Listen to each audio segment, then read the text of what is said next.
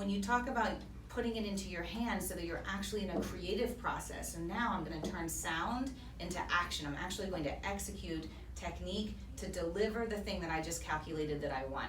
So now I have to calibrate. Calibrate is a verb that people use sometimes for machinery, like I need to calibrate this, you know, on my appliance. This needs calibration. Maybe a car needs calibration. But for violin, I like to think of it as, you know, I need to balance my hands. I need to make sure that my violin's up. If I'm going to really achieve a light stroke where it sounds like a pitter-patter and nothing's too heavy, then I'm going to need to calibrate this before I start. I'm going to need to make sure there's no tension here. I'm going to really need to think about getting my ear to focus on maintaining a softer sound, because it's very easy to lose track of that. We might start soft and then we end up loud because we're not keeping our ear pinned on staying soft. So we're going to calibrate the different parts of our body that are needed to achieve the thing that we just calculated that we want. With me so far? The third one, it might sound, cooperate is something that we say a lot to children. You need to cooperate.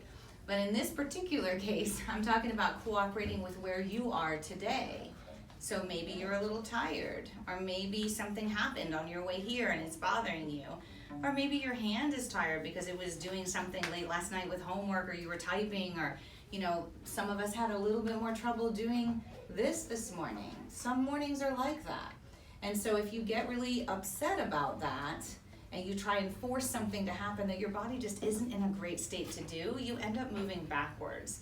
So what that might mean is, maybe I'll calculate I want something, and then I'll calibrate my hands, and then I'll realize, you know what, I can't quite get that to happen because I'm too tired right now, or my hand is sore from something that I did that isn't violin related, or maybe my mind is a little distracted. Maybe I'll do it a little slower, or maybe what I'll try is I'll do it a little bit shorter, so I'll do maybe 1 or 2 measures instead of going for 6 measures. Just being kind to yourself and cooperating with the state that you are currently in so that you can experience joy in the process, okay? So that's calculate, calibrate, cooperate with yourself and the state that you're in.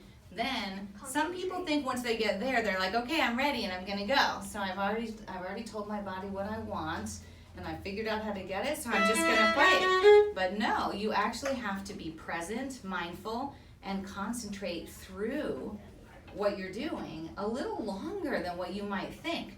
So concentrate, because I have kids that will make all of those decisions and then they'll just go, and they forget that they actually have to be present and watchful of what they're doing, concentrating through. And then the last one is to connect. And I tried to do a little bit of that. I was giving you a little bit of a sneak preview, but this is going to be in the Dvorak. So we're doing this right now as part of our warm-ups, so that when we see it in the Dvorak, I'm hoping that you have like a light bulb moment of joy, like, oh, I remember this. We did this morning. I got it.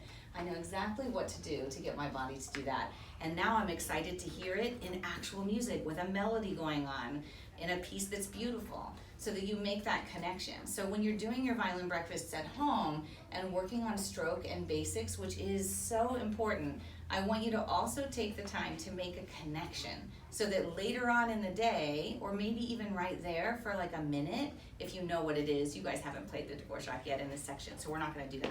But maybe you could say to yourself, oh, you know what? I have triplets in one of my concertos, or I have triplets in my showpiece, or I have triplets in my Bach. So maybe I should try it there. And then you can just take a second and take maybe a minute or 2 and just try it out to see what it feels like to connect what you just got your body to do beautifully with actual music, so that it can present well. Does that make sense? So these are the 5 C's. Anybody have any questions? All right, so now